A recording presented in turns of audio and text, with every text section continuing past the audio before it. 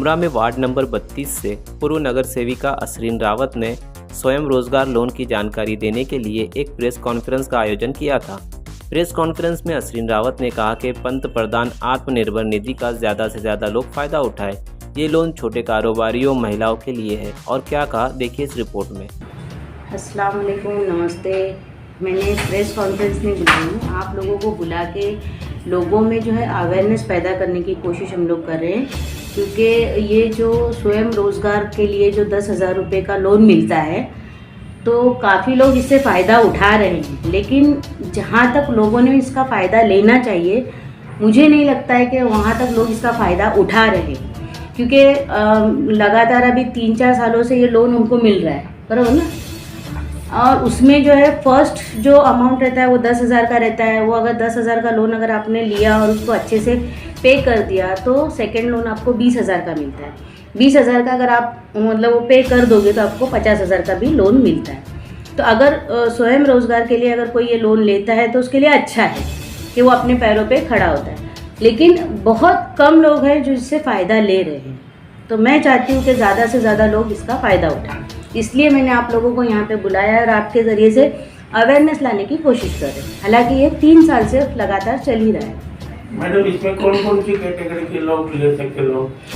नहीं, इसमें तो हर तरीके के लोग ले सकते हैं। ये तो अपने जैसे कि कोई अगर लेडीज़ घर में बैठ के अगर काम कर रही है तो वो भी ये लोन लेके अपना व्यवसाय कर सकती है। 3 दिन काले बंद हो गया, 1 दिन जो है आइडियल मार्केट के पास में लगा, 2 दिन आपके यहाँ। अब तक कितने लोग इस लोन का फायदा ले चुके हैं? अभी तक सैकड़ों लोगों ने इसका फ़ायदा उठाया है, लेकिन लाखों की आबादी में गिने चुने, जैसे कि अभी ये आज मेरे ऑफिस पे लगा है, परसों के दिन जो है अपना पीस चैरिटेबल के इससे अपने गार्डन में लगाए थे। इससे पहले भी कई नगर सेवकों के यहाँ पे इसका कैंप लगा है, फिर उसके बाद में गुलाब पार्क में ये कैंप लगा था, लेकिन उसके बावजूद भी जो हमारा आंकड़ा है वो कम है। मैं चाहती हूँ कि थोड़ा सा राज मोटे भी इसके ऊपर रोशनी डालें। ये हमारे जो है समाज विकास के जो है अधिकारी हैं, क्योंकि जितने ज़्यादा लोग इससे फ़ायदा उठाएंगे उतना अच्छा है।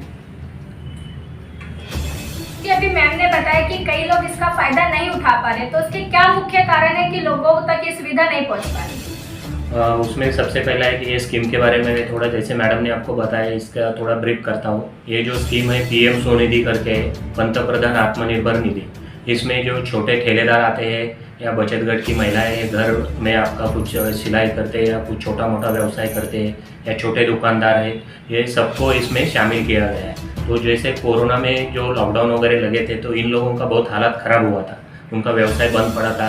तो इसके लिए अपने देश के प्राइम मिनिस्टर है, उन्होंने ये स्कीम स्टार्ट किया है, तब से ये स्कीम चालू है। तो हर प्रभाग समिति के अंदर अलग अलग एरिया में, जैसे कि नगर सेवक रहते हैं उनके ऑफिस में, कोई NGO रहता है उनके ऑफिस में कैंप वगैरह लगाए जाते हैं। तो सबसे पहले इसमें क्राइटेरिया रहता है कि जो सामने वाले फेरी वाले हैं उनका जो बैंक अकाउंट रहता है वो नेशनलाइज बैंक में होना चाहिए।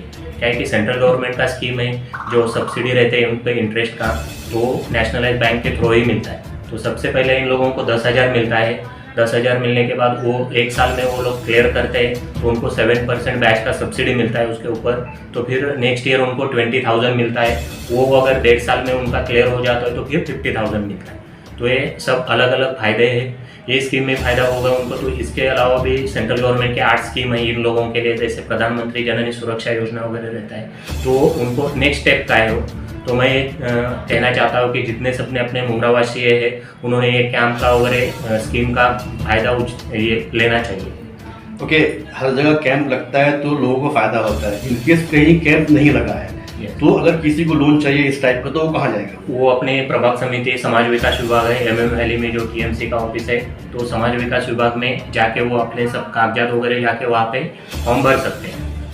सर, जो फर्स्ट अमाउंट 10,000 दिया जाता है उस पर कितना % ब्याज गवर्नमेंट ले रही है लोगों से? ये मतलब गवर्नमेंट नहीं ले रही है, उनकी जो बैंक है वहाँ पे सोचो कि नॉर्मल बैंक का 10% इंटरेस्ट रेट रहता है, तो उसमें गवर्नमेंट 7% उनको सब्सिडी देता है। ऊपर का जो 3 या 4% रहता है तो वो लोगों को पे करना पड़ता है। अगर वक्त पर जो लोन ले रहे हैं अगर वो वक्त पर लोन ना भर सके तो बैंक ऊपर और ब्याज बढ़ाती है कि या वैसे ही है?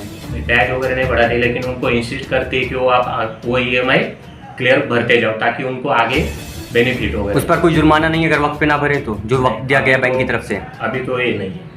सर, क्या क्या डॉक्यूमेंट्स रिक्वायर्ड है इस लोन के लिए? इसके लिए क्या रहता है, उनका सबसे पहले आधार कार्ड लगता है और नेशनल हेल्थ बैंक में अकाउंट होना जरूरी है। 2 डॉक्यूमेंट्स कंपलसरी है।